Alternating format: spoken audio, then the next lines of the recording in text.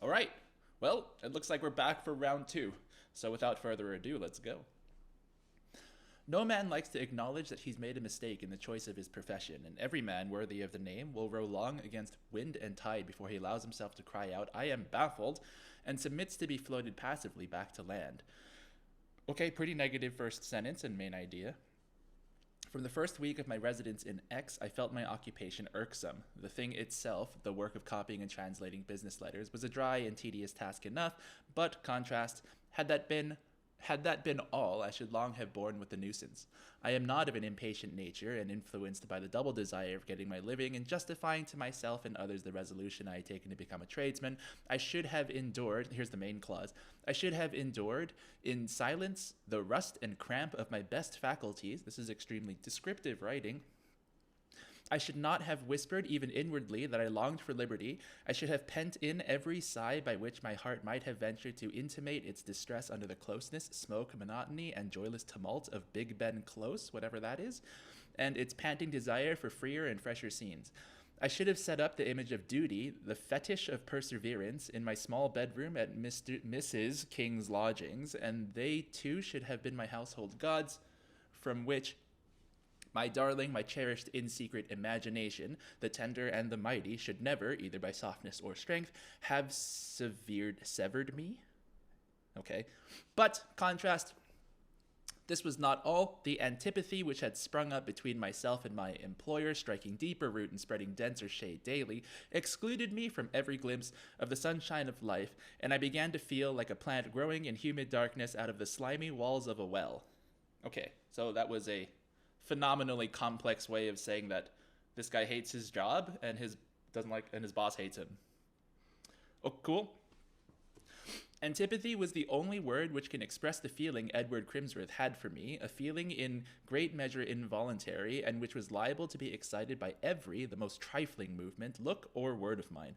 My southern accent annoyed him, the degree of education evinced in my language irritated him, my punctuality, industry, and accuracy fixed his dislike, and gave it the high flavor and poignant relish of envy.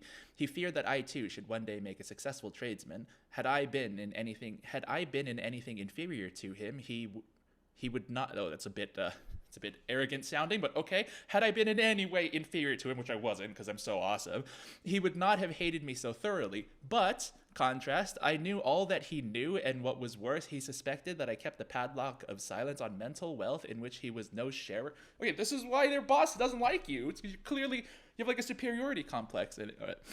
Anyway. My own personal interpretation aside, I'm not supposed to bring that with to the SAT. I'm supposed to just read it very literally. So, okay. No sharer.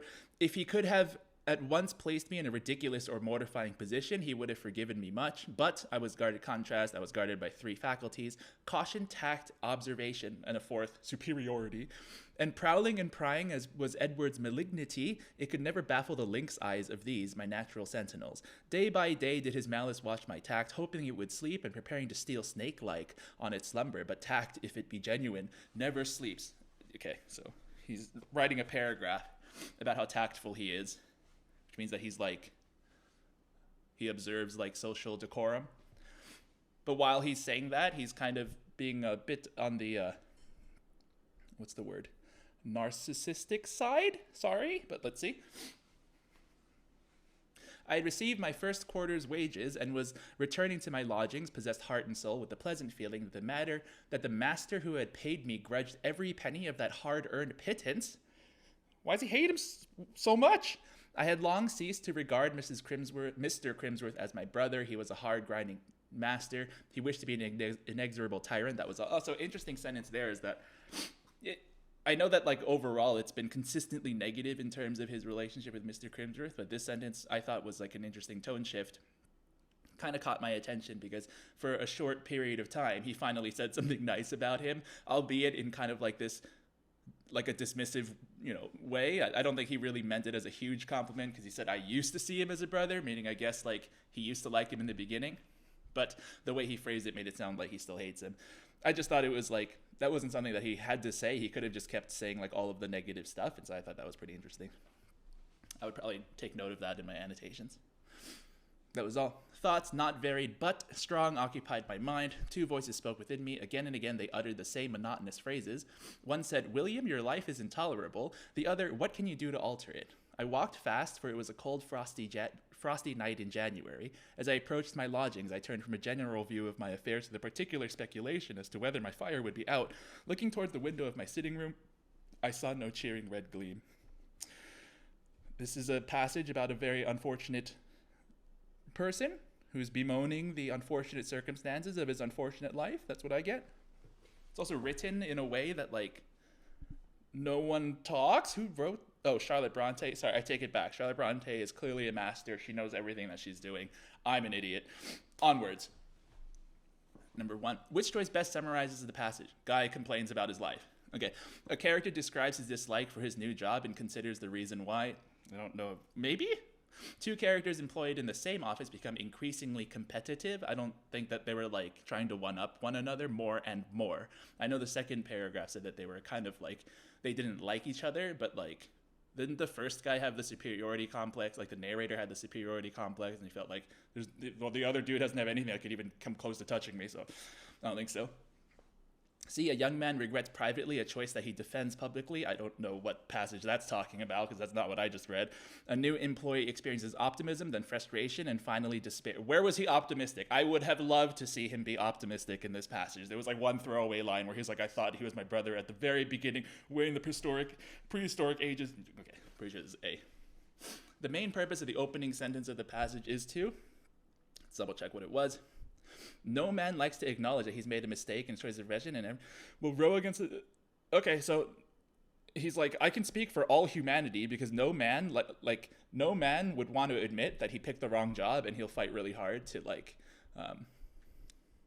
prove that that's not the case. Establish the narrator's perspective on a controversy. I don't know if it's a controversy that he picked the wrong, or that he doesn't like his job, so I'm not sure. Seems a little iffy wording. Provide context useful in understanding the narrator's emotional state. Maybe. Offer a symbolic representation of Edward Crimsworth. It's not about Crimsworth. He didn't talk about him until the end of the first paragraph and beginning of the second. Contrast the narrator's good intentions with his malicious conduct. I don't think he has good intentions.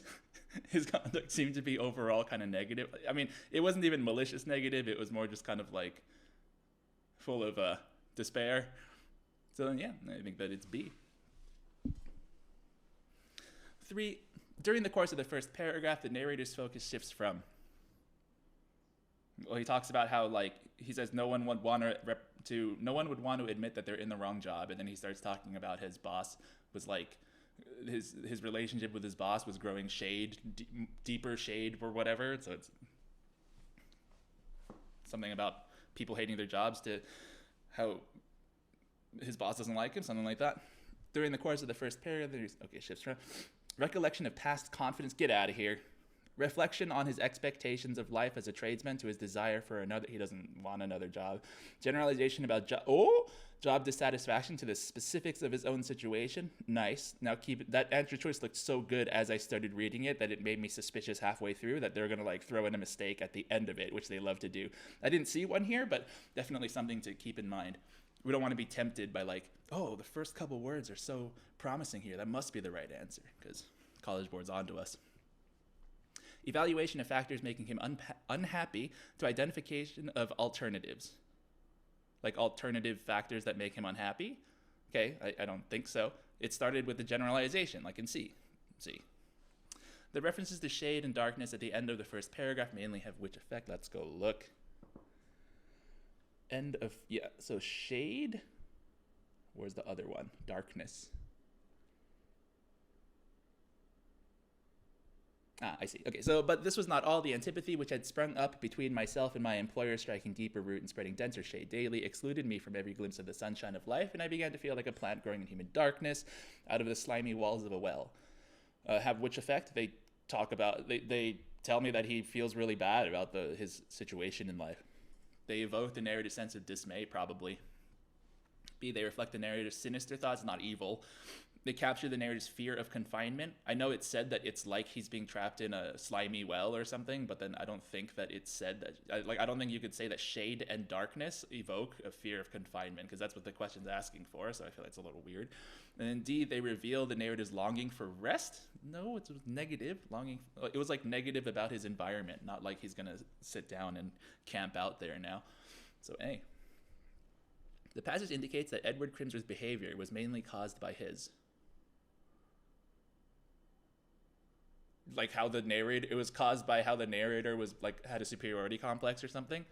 Impatience with the narrator's high spirits, I don't think so. Scorn, he wasn't like, oh, you're too positive, what's wrong with you? Scorn the narrator's humble background.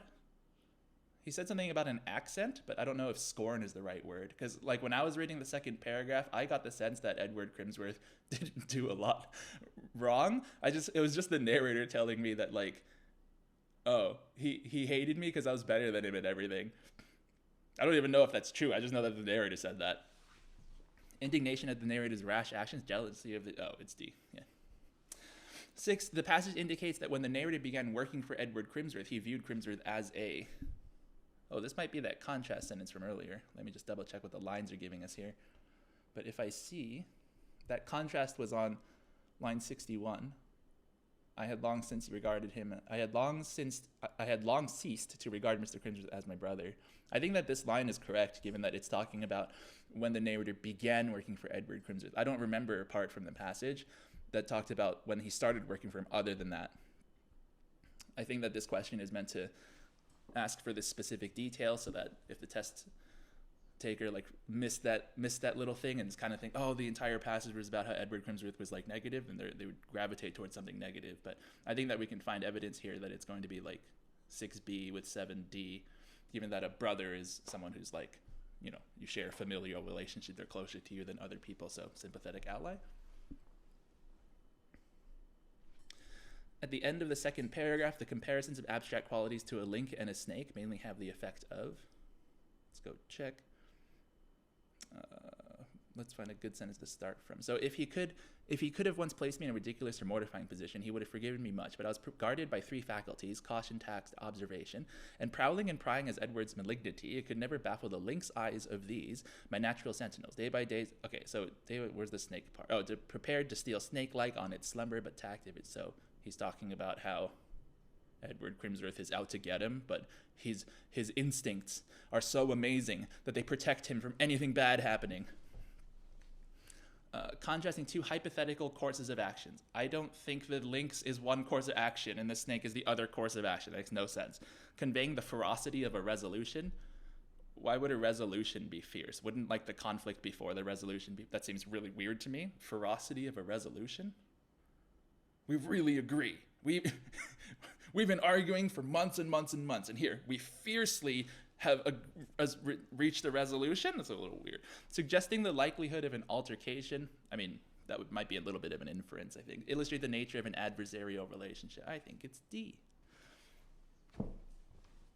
9, the passage indicates that after a long day of work, the narrator sometimes found his living quarters to be, like, sad, because there was no cheery red gleam. I think that it's going to be 9B, and the line would be way at the end. I'm going to check D first.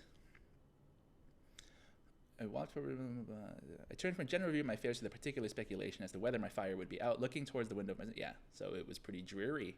So B and D. Next. Recent debates about the economy have rediscovered the question, is that right? Where right means more than just profits or efficiency. Okay, so like a moral thing. Some argue that because the free markets allow for personal choice, they are already ethical. Okay. Others have accepted the ethical critique and embraced corporate social responsibility. But before we can label any market outcome as immoral or sneer at economists who try to put a price on being ethical, we need to be clear on what we're talking about. Okay, so some say that it's ethical, but we need to like clarify what's going on. There are different views on where ethics should apply. There are different views on where ethics should apply. Okay, when someone makes an economic decision. Consider Adam Smith, widely regarded as the founder of modern economics. He was a moral philosopher who believed sympathy for others was the basis for ethics. We would call it empathy nowadays. I don't know what the difference is. But one of his key insights in The Wealth of Nations was that acting On this empathy could be counterproductive. He observed people becoming better off when they put their own empathy aside. Oh, nice. Good. It's a good way to live your life.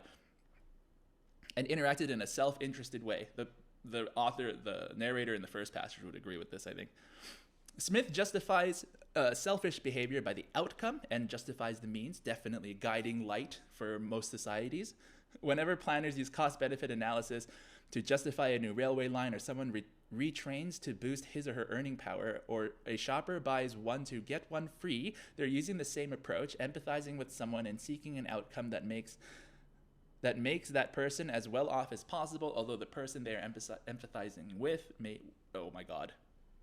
may be themselves in the future. I need to zoom in a little bit more because apparently my eyes are aging in real time and I can't read this. So, okay, hopefully that's better. Instead of judging consequences, Aristotle said ethics was about having the right character, displaying virtues like courage and honesty. Oh, so kind of the opposite of Adam Smith. Interesting. It's a view put into practice whenever business leaders are chosen for their good character, but it's a hard philosophy to teach. Just how much loyalty should you show to a manufacturer that keeps losing money? None, according to Adam Smith.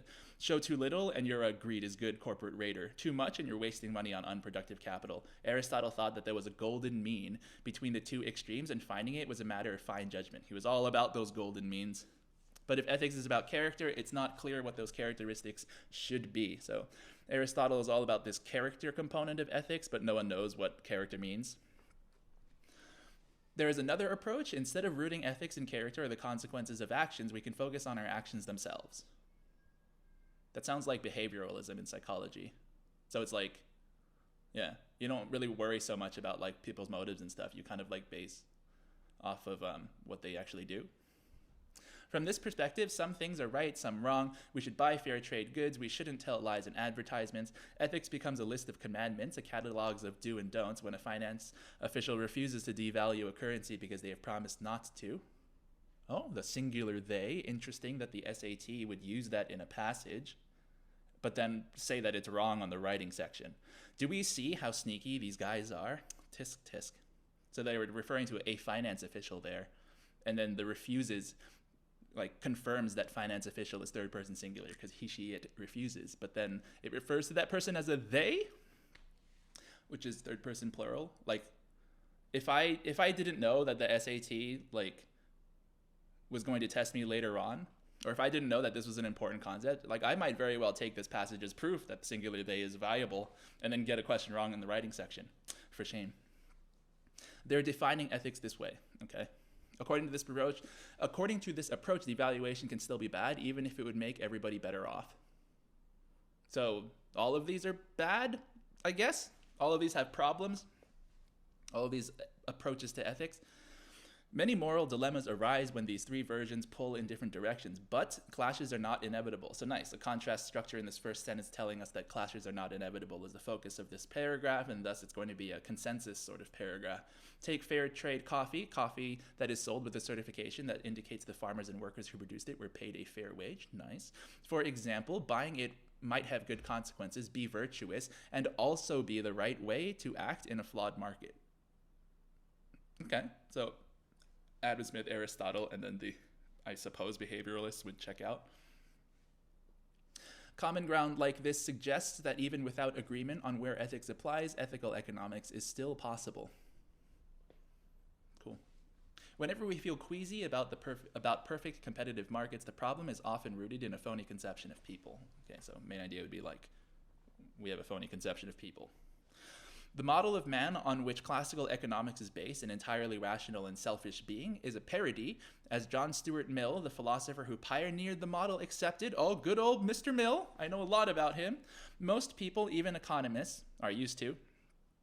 Now accept this economic man is a fiction. We behave like a herd. We fear losses more than we hope for gains. Rarely can our brains process all the relevant facts. Okay, so people are irrational, sort of. These human quirks mean we can never make purely rational decisions. That's what I just said. A new wave of behavioral economics. Oh, I think I was close. Behavioral economics. Is that like economics with behavioralism mixed in? Anyway, aided by neuroscientists, is trying to understand our psychology, maybe, both alone and in groups, so they can anticipate our decisions in the marketplace more accurately. But Contrast. Psychology can also help us understand why we react in disgust at economic injustice or accept a moral law as universal, which means that the relatively new science of human behavior might also define ethics for us. Oh my god, this sentence is a sentence fragment. It started with which. It's like a relative clause, so this would also be a mistake on the grammar.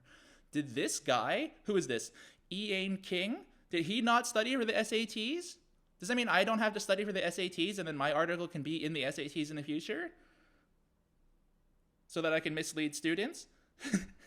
Okay. Which ethical economics would then emerge from one of the least likely places, economics themselves. Okay, so then psychology and behavioral economics could be beneficial. The main purpose of the passage is to talk about ethical economics, 3 different ways, and then wrap it up with like, oh, maybe the psychology and economics will be the source of the morals or something like that. Consider an ethical dilemma posed by cost-benefit. What is that? Describe a psychology study of economic. It's not a study. Argue that the free market prohibits ethical economic. I don't think so. Evaluate ways of examine ways of evaluating the ethics of. Apparently, I didn't zoom in enough. Examine ways of evaluating the ethics of economics. I think it's D. In the passage, the author anticipates which of the following objections to criticizing the ethics of free markets. Can we just find a line that's about criticizing the ethics of free markets? Someone's at my door. Some argue that because the free market allows for personal choice, they are already ethical. Oh. Is it just that? I'm going to read the rest. But before we can label any market outcome as immoral or sneer at economists who try to put a price on being ethical, we need to be clear on what we're talking about. That can't be the right answer, given that there's no answer in 12 that says we don't know what we're talking about or we need to clarify. 21 to 22. Smith justifies selfish behavior by the outcome. I don't know what kind of criticism this is. I mean, the only one in 12 that mentions Smith would be 12a, but then the ethical behavior still applies today part is unsupported by 13c, so it's a mismatch. 13d was what line again? 52, 54. When a finance official refuses to devalue a currency because they promise not to, they're defining ethics this way. I don't think this is a criticism. Okay, so then after reading those lines, I think that I can start picking out ones in 12 that I think are that are like way too off topic. Smith's association of free markets and ethical behavior still applies today. Okay, again, I don't think that there was a line that matched with that other than 13c. C was the only one that mentioned Smith, but then it doesn't talk about applying today. Free markets are the best way. Okay, best way. I highly doubt that the passage said something like it's literally the best possible way in the entire universe, present and future, past and future. Free markets are ethical because they're made possible by devalued currency. What? They're ethical because they're made possible by devalue. I don't think the passage ever said anything like that. Also, that sounds a little preposterous. Like you're saying that if I have a currency that hasn't deflated, then I'm unethical. I don't know why that would be the case. Free markets are ethical because they enable individuals to make choices. I think it's probably that. Let's see if we have I think it was 4 to 5. They allow for personal choice. Look, we have a perfect pair. So 12D and 13A. As used in line 6, embraced most nearly means others have accepted the ethical critique and embraced corporate responsibility, like accepted it or something. Not physically held, readily adopted, I think, eagerly, not physically hugged, and reluctantly used 2 negatives. So B. The main purpose of the 5th paragraph is to 45 to 46. This is the one that was talking about the behaviorist approach, right? Like focusing on the actions themselves as defining the ethics of the situation. Define a counter-argument to the claim that greed is good. Okay, interesting. Provide support for the idea that ethics is about character. No, he was giving a third option. Describe a third approach to defining ethical economics. I think it's that. Illustrate that one's actions are the result of one's character. One's actions are the results of one's character. That's like a weird mix of the previous paragraph, the Aristotle one, and then this one. So, C. As used in line 58, clashes, 1, 6, 7, 8. But clashes are not in, so like they're like the 3 types of ethics, like clashing with one another is not inevitable. So they're incongruity, something like that. Conflicts, that's pretty good, I think. But conflicts are not that mismatches are not collisions brought. So it's going to be A or B. I think A is correct because that's the word that you would use in that context. Like in vocab questions, you don't want to use words that sound a little weird, and I think mismatch sounds pretty weird there. Mismatch also gives the impression that you're trying to like match, for lack of a better. Yeah, this is a great way to explain it. But mismatch makes it sound like you're trying to match things and that you've missed when you're doing it. And then so I feel like conflicts. All right. Which choice best supports the author's claim that there's common ground shared by the different approaches to... it's the consensus paragraph. Where is that? It was like, it's line 56 to 66. C, I think. I should check. I know this is a speed run, but we're still going to check. Yeah. Take fair trade coffee. Blah, blah, blah, blah, blah. Buying it is good. Be virtuous. And so it checks all of the three boxes, the three ethical boxes that they outlined earlier. The main idea of the final paragraph is, well, let's see, we target. People are not rational, and then we can understand ethics by understanding how they think. Something like that. Human quirks make it difficult to predict people's ethical decisions accurately. That might be, but then that doesn't cover the second half of it, like the contrast part. So we'll be missing one of the main ideas. People universally react. Okay, a little bit on the outrageous side of statements. Understanding human psychology may help to define ethics and economics. I love that it says may help. It says it carefully, like safely, as if it's kind of the opposite of how like B was talking. And safely, carefully, that's sort of how scientists talk. Yeah. Economics themselves will be responsible for reforming the free market. Okay, again, that's not the passage that we read, so I think it's C. Data in the graph about per pound coffee profits in Tanzania most strongly support which of the following statements? Amount, US cents per pound. Okay, so fair trade coffee made more profits. Cool. Fair trade coffee consistently earned greater profits than... Okay, maybe that. Maybe the profits earned from regular coffee did not fluctuate. Wrong. They went slightly up and down. Fair trade... Or I think they like dipped or whatever. Yeah, up and down. Fair trade coffee profits increased between 2004 and 2006. I'm just checking this for the sake of like... Okay, it's literally flatlining there. Fair trade and regular coffee were earning equal profits by 2000. Equal? That means exactly the same, doesn't it? The answer here is A. Data in the graph indicate that the greatest difference between per pound profits from fair trade coffee and those from regular coffee occurred during which period? So where were they the furthest? Like 2002 to 2004? It's B. Data in the graph provide most direct support for which idea in the passage? I don't know, fair trade coffee is good. Acting on empathy can be counterproductive. That's negative. Ethical economics is defined by character. Where's the character on the graph? Ethical economics is still possible. Yeah, maybe. People fear losses more than they hope for good. Okay, that's like kind of negative. I know they said that in the passage, I think in the last paragraph, but it's not what the graph is talking about. So C? Onwards. Oh? My eye was drawn to the blurb there because it was a little bit bigger. It didn't really contain too much that was interesting. But then I saw good old Mr. Pinker, who's one of the professors, psych professors at Harvard. Cool. I don't know if he still is. But. All right. The mental consequences of our online info crunching are not universally bad. Okay, online good. Certain cognitive skills are strengthened by our use of computers and the net. They tend to involve more primitive mental functions, such as hand-eye coordination, reflex response, and the processing of visual cues.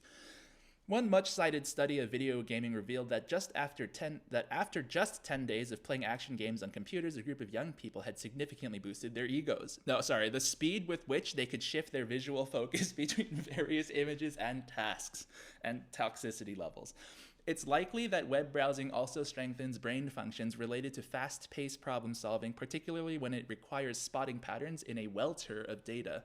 That's an interesting word, welter. Okay, so first paragraph positive about internet, second paragraph seems to be going that way too.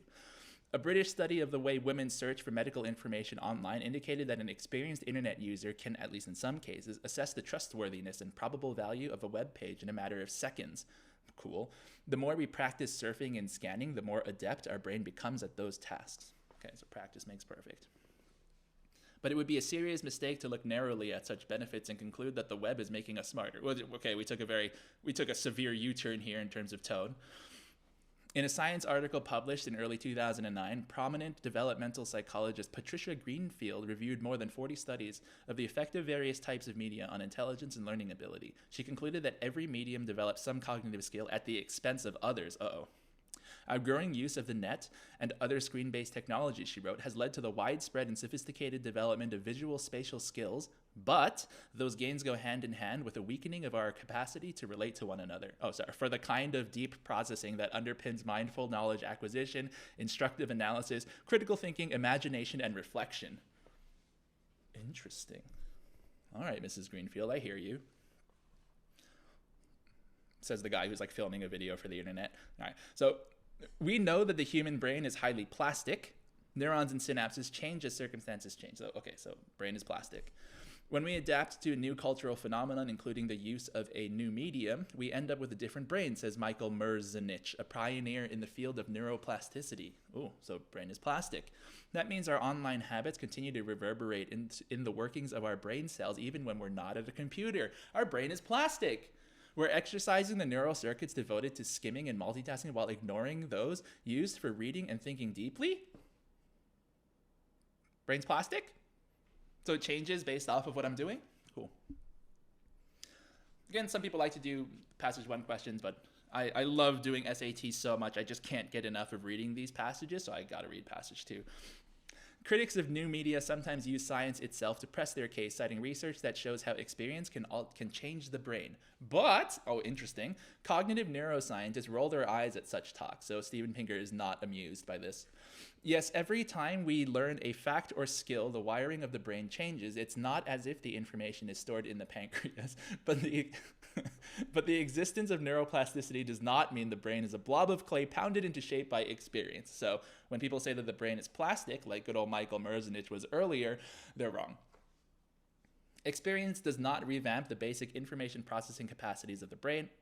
Brain's not plastic. Speed reading programs have long claimed to do just that, but, contrast, the verdict was rendered by Woody Allen after he read Leo Tolstoy's famously long novel War and Peace. In one sitting, it was about Russia. To be fair, I think that's pretty much what everyone says about War and Peace, regardless of how long it took you to read it. It's very difficult. Genuine multitasking, too, has been exposed as a myth, not just by laboratory studies, but by the familiar side of an SUV undulating between lanes as the driver cuts deals on his cell phone. That's horrifying. Moreover, the effects of experience are highly specific to the experiences themselves. If you train people to do one thing, recognize shapes, solve math problems, find hidden words, then they get better at doing that thing, but almost nothing else. So brain's not that plastic. Music doesn't make you better at math. Conjugating Latin doesn't make you more logical. I strongly disagree, Professor Pinker. Brain training games don't make you smarter. Accomplished people don't bulk up their brains with intellectual calisthenics. They immerse themselves in their fields. Novelists read a lot of novels. Scientists read a lot of science. Okay. Can't contradict Professor Pinker. The effects of consuming electronic media are likely to be far more limited than the panic implies. So brain's not plastic. Don't freak out. Media critics write as if the brain takes on qualities of whatever it consumes, the informational equivalent of you are what you eat. As with ancient people who believed that eating fierce animals made them fierce, they assume that watching quick cuts in rock videos turns your mental life into quick cuts, or that reading bullet points and online posting turns your thoughts into bullet points and online posting. It just ends there. Okay, so people are all wrong. How Harvardian. The author of Passage 1 indicates which of the following about the use of screen-based technologies, they can make you smarter but not always, it should be studied thoroughly. It can make the brain increasingly rigid. No, they said it's plastic and it has some positive effects. I think it's probably C. It's a 22C. Is there proof for it? 3 to 4. Yeah, 3 to 4. Certain cognitive skills are strengthened. That looks good. Okay, I know this is counter speed run, but I'm going to check the rest anyway, just out of an abundance of caution. Doing a serious mistake. Okay, so that one's negative 25 to 29. That just says that she reviewed a bunch of study, or she did a study that was about something. It didn't say that it was good or bad. 29, she concluded that every medium develops some cognitive skills at the expense of others. Okay, so then like if you're trying to match it with some positive effects, then 23A is better, because 23D did say that like it says like when you get something you lose something, so then it'd be weird to summarize that as it has some positive effects when answer choice 23A is there. Like if answer choice 23A wasn't there, then maybe 23D would be like the only other choice that like mentions what 22C says, but considering that 23A says it much more like cleanly, I think that that's the answer. The author of passage 1 indicates that becoming adept at using the internet can make you smarter. Oh, and then also turn you into like a hikikomori. The author of passage 1 indicates that becoming adept at using the internet can't make people complacent about their health, undermine the ability to think deeply. I think it might have said that in the end of like it was like at the bottom of the first column. I don't remember which paragraph number it was. Increase people's social contracts. What? It's the other way around, if anything. Improve people's self-confidence. What? It's the other way around, if anything. Okay, I think it's B. I'm going to go look for that evidence real quick. It was like right here at the bottom. Yeah, critical thinking, imagination. So 35 in the internet is bad for you paragraph. As used in line 40, plastic most nearly means, it's like the brain is plastic, so it changes really easily. Malleable. Cool. Not sculptural. I'm not literally sculpting a brain. The author of passage 2 refers to the novel War and Peace primarily to suggest that Woody Allen can't speed read. Did not like Tolstoy's writing style. It's he can't speed read. I don't know if he didn't like it. Could not comprehend the novel by speed. I think it's B. Has become quite skilled. No, the multitasking people are bad at it, is what passage 2 was saying. Regretted having read such a maybe he didn't say that exact like literally though, and then I can't, the SAT is not going to be impressed if I infer something very intelligently based off of what was said. Like I'm just supposed to provide evidence of what was actually said. So B. According to the author of passage 2, what do novelists and scientists have in common? I'm not sure. What did it say about novelists and scientists? Oh yeah, it was like where Latin doesn't make you smarter, which again, I must strongly state my position in opposition to that statement. I'm horrified. Novelists read lots of novels and scientists read lots of science. Where is this? 27. Okay, so then what do novelists and scientists have in common? They do their own thing a lot. They take risks when they pursue knowledge. Okay, eager to improve their minds. I don't know, they're curious about other subjects. No, it's D. The analogy in the final sentence of passage 2 has primarily which effect? What analogy? Eating fierce animals makes you fierce, and then watching quick cuts of videos turns your brain into quick cuts of videos. Okay, so it's like illustrating the point that it was trying to make. It uses ornate language to illustrate a difficult, I don't know about ornate there. It employs humor to soften a severe opinion of human behavior. Again, I don't know about the humor there. I feel like ornate and humor there are both like kind of subjective terms, and then so I'm not so sure if they're going to, I'm not so sure it's going to be easy to provide proof that it's objectively ornate and objectively humorous. It alludes to the past to evoke a nostalgic response. It criticizes its D.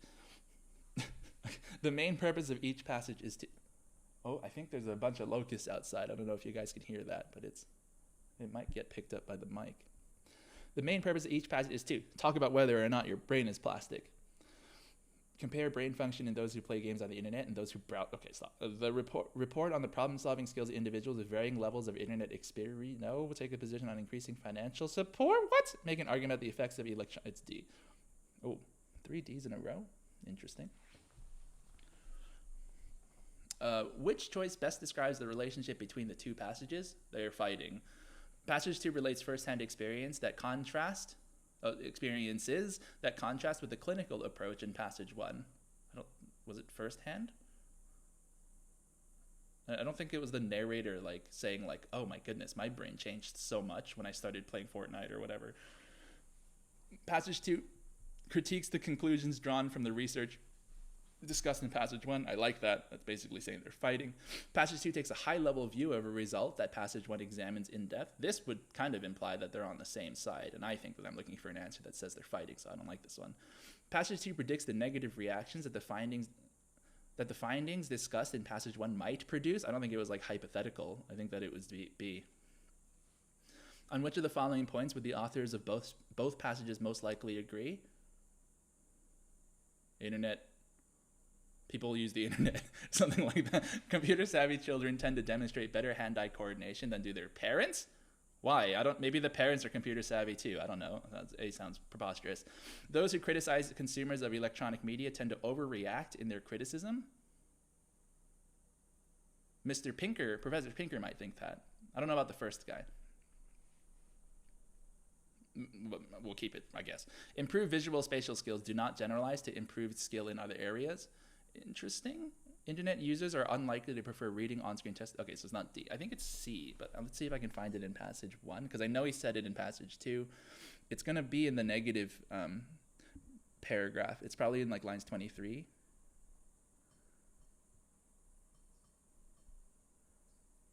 They don't generalize the skills in other areas. Let's see. With a weakening in capacity, maybe not so much.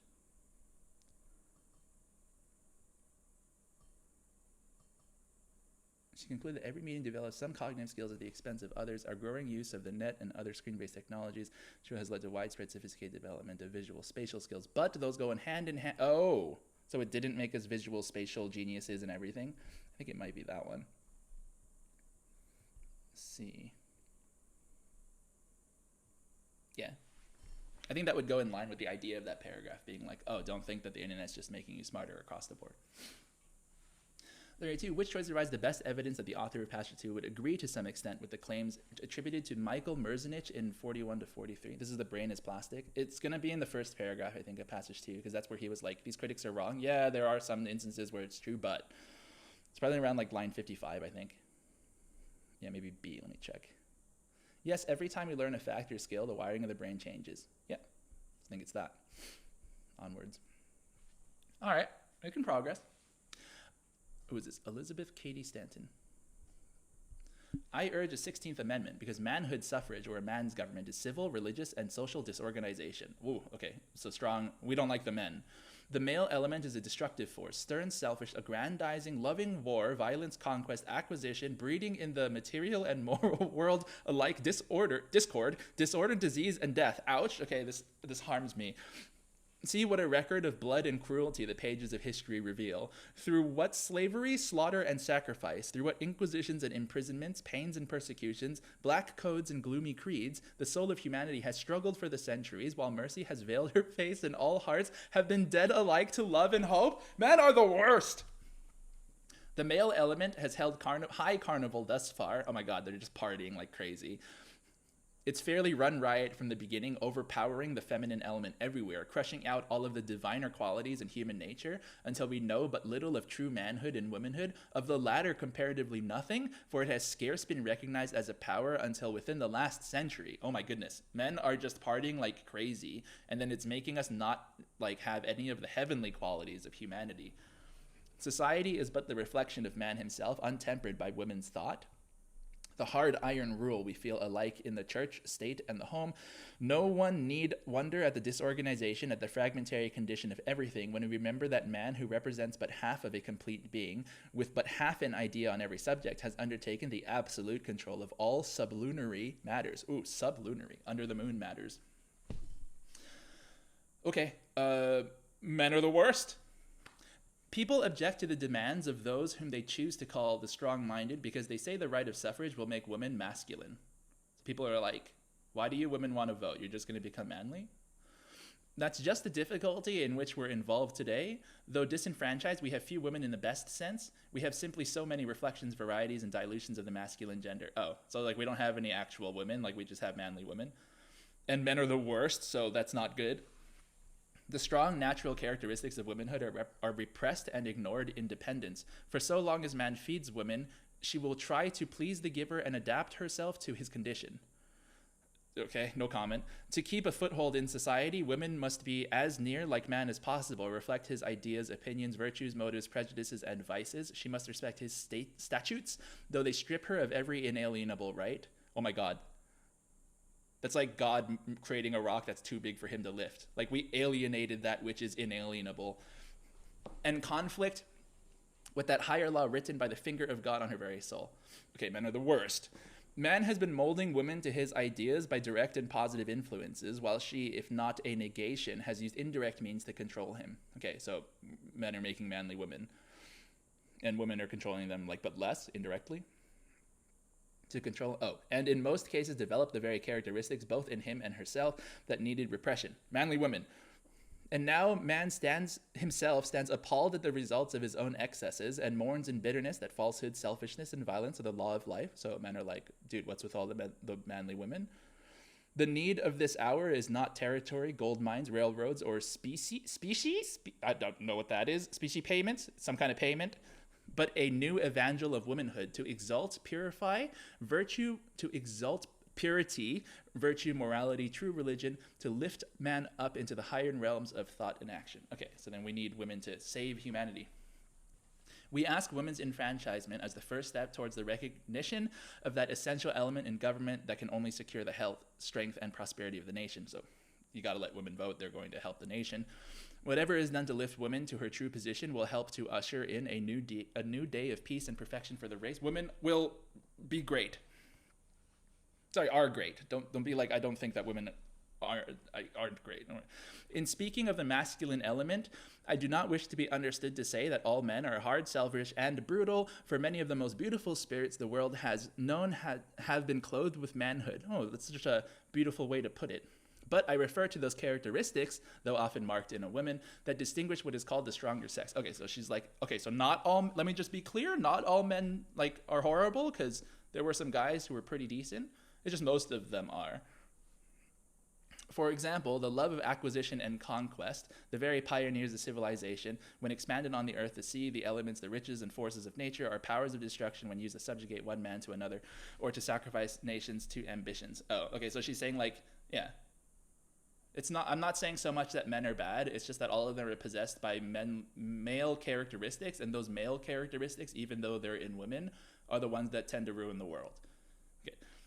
Here, that great conservator of woman's love, if permitted to assert itself as it naturally would in freedom against oppressions, violence, and war, would hold all these destructive forces in check, for woman knows the cost of life better than man does, and not with her consent would one drop of blood ever be shed, one life sacrificed in vain. Ah, so woman is the counterbalance to the negative characteristics of manhood, maleness, whatever the word is. The central problem that Stanton describes in the passage is that women have been treated badly by men, because men are the worst, denied equal education, I don't think it's education, prevented from exerting their positive influence on men, which has led to societal I'm going to keep that, I guess, prevented from voting, which has resulted in poor candidates winning important. Okay, so the prevented from voting part, I guess, is like nice, but then the rest of that answer choice falls apart. Blocked by men from serving as legislators, which, okay, so it's B. Stanton uses the phrase high carnival, mainly emphasized, it was like the men are partying like crazy. The utter domination of women by men, probably. Freewheeling spirit of the age is way too positive sounding. That makes it sound like they're like having a fun party. Scandalous decline in moral values. That would be an inference, I think, when she says that there was like, well, if you say that they've held high carnival from the beginning, then I don't think that it was like a decline. Hasn't it just always been bad also? Growing power of women, I wish, but no. So, A. Stanton claims which of the following was a relatively recent historical development? Backdoor! Because I don't remember. The male element is a destructive force, stern self-aggrandizing. Okay, that doesn't sound like it's recent. Like it sounds like she's speaking for all men. 15 to 22, the male carnival thus far. That's, again, doesn't sound recent. If you say thus far, that just means like from the beginning. Society is but the reflection of man himself. Untempered women is that the hard iron. What? Okay, oh wait, how long is B? Oh, it might be B. Overpowering the feminine element everywhere, crushing out all the diviner qualities in human nature until we know but little of true manhood and womanhood. Of the latter, comparatively nothing, for it has scarce been recognized as a power until within the last century. Oh, they snuck it right at the end. Sneaky, sneaky College Board. They almost got me. So it's 36 is B, I think. This is going to be... The thing that's recent is like the woman's true nature or something. Oh, D. Let's go. Okay, 35D, 36B. As used in line 24, rule most nearly refers to the hard iron rule we feel like the control of the state or something. okay, it's not a guideline. It's like that's something that like you're being forced to do. It's a B, I think, not a habit. 38. It can reasonably be inferred that the strong-minded was a term generally intended to. Oh, this was like where they're like, oh, you strong-minded women, or just, you want the vote, and then that's just going to make you manly. So I feel like it's kind of like a way of like putting the women down. Praise, okay, not that. Identify women who demonstrate identify, just like I don't. That's pretty neutral, if not positive. We're looking for a negative. Criticize women who entered male-dominated. I like the criticize women. Okay, what I mean is that I think it's correct that the answer choice here said criticize women. I'm not saying that criticizing women is something that I like in general before I get canceled. So the criticize women who enter male-dominated. I don't think the male-dominated professions part is relevant. Condemn women who agitate for the vote of their sex. D. 39, as used in line 36, best. Though we have few women in the best sense, we simply have so many reflections. We don't have any real women. And what's nice is that you can tell that that's what she means, given the semicolon after sense. So the next main clause is going to expand on what she meant by women in the best sense. So like real, superior, excellent. I think it's genuine. We have few women in the genuine sense. Yeah. Stanton contends that the situation she believes in the passage has become so dire that even men have begun. Oh, they're like, oh my gosh, like what's wrong with society? I think it's A. Join the women. I mean, men weren't that nicely portrayed in this passage. Consider women no way. Ask again. That's what the passage said, not me. Ask women how to improve. It's A. Which choice provides the best? I remember. It was the paragraph. I think like line 47-ish. Yeah, like line 53. Where is it? B. 42, sixth paragraph, 67 to 78 is primarily concerned with establishing a contrast between. Like men and then men traits. So not men and women. Spiritual and material. Okay. And bad men. Oh, D. Nice. Last one. Let's go. Some of the largest ocean waves in the world are nearly impossible to see. Okay, invisible waves. Unlike other large waves, these rollers, called internal waves, do not ride the ocean surface. Instead, they move underwater, undetectable, without the use of satellite imagery or sophisticated monitoring equipment. Despite contrast, their hidden nature, internal waves are fundamental parts of ocean water dynamics, transferring heat to ocean depths and bringing up cold water from below. And they can reach staggering heights, some as tall as skyscrapers. So that's terrifying. Because these waves are involved in ocean mixing and thus the transfer of heat, understanding them is crucial to global climate modeling, says Tom Peacock, a researcher at the Massachusetts Institute of Technology. Hats off to MIT. Most models fail to take internal waves into account. If we want to have more and more accurate climate models, we have to be able to capture processes such as this. MIT grammar? Isn't processes plural and then this is singular? Shouldn't he say processes such as these? Peacock says. Sorry, Mr. Peacock.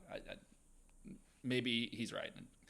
Peacock and his colleagues tried to do just that. Their study, published in November in Geophysical Research Letters, focused on internal waves generated in the Luzon Strait, which separates Taiwan and the Philippines. Internal waves in this region, thought to be some of the largest in the world, can reach about 500 meters high. That's about the same height as the Freedom Tower that's just been built in New York.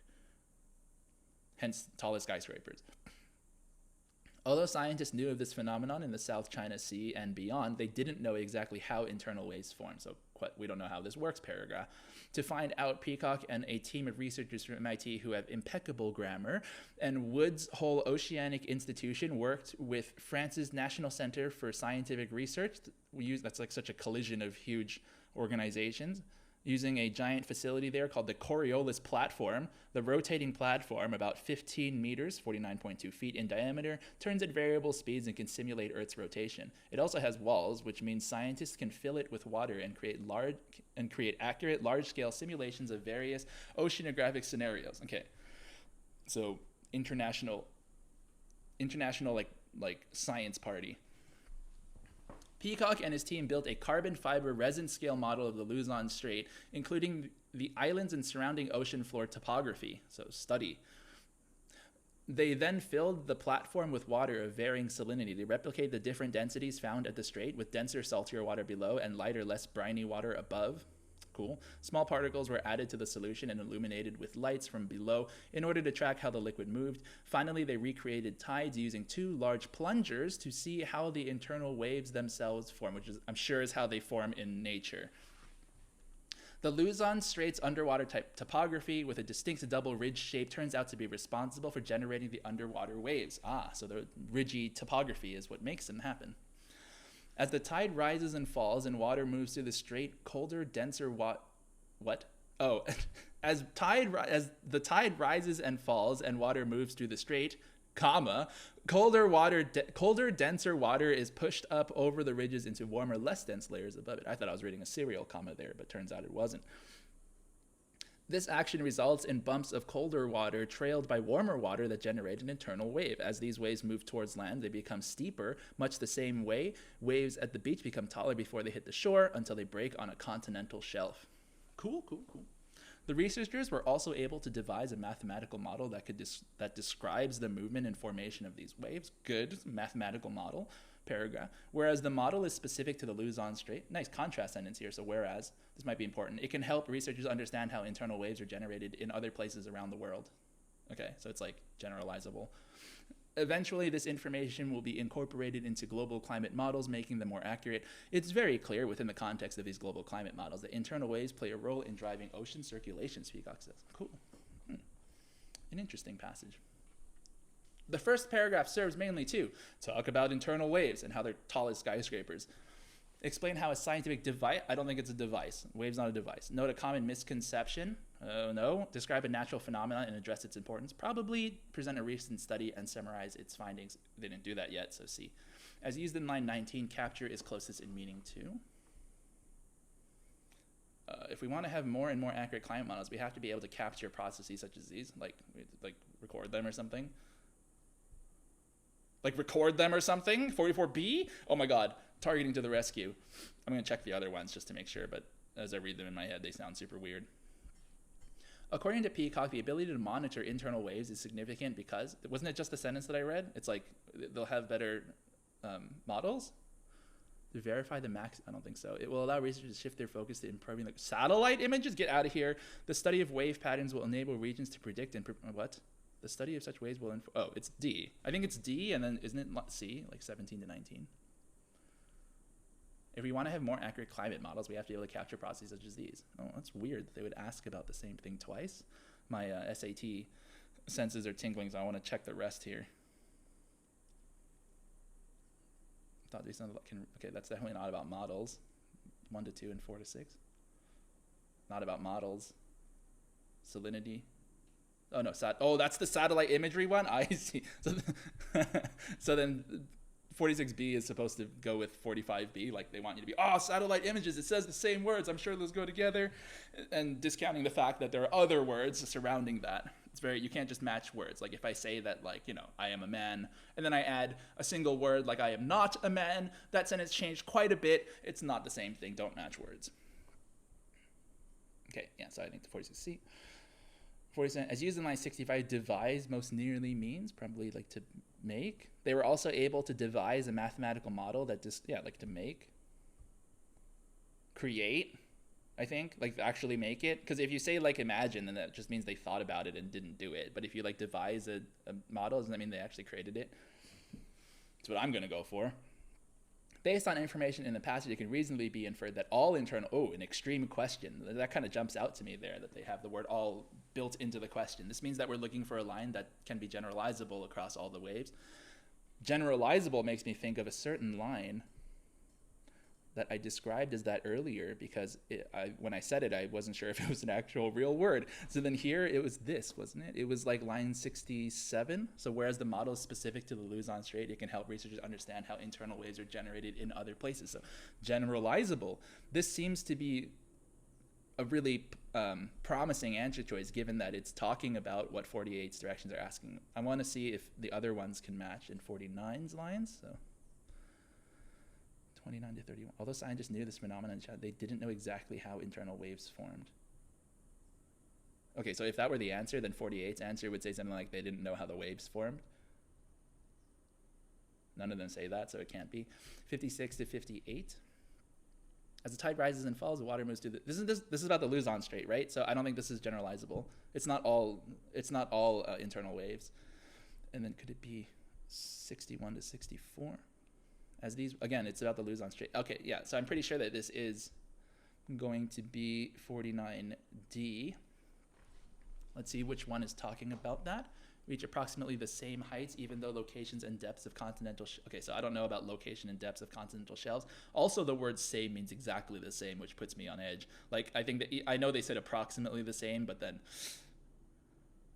Why didn't they just say, like, reach varying heights?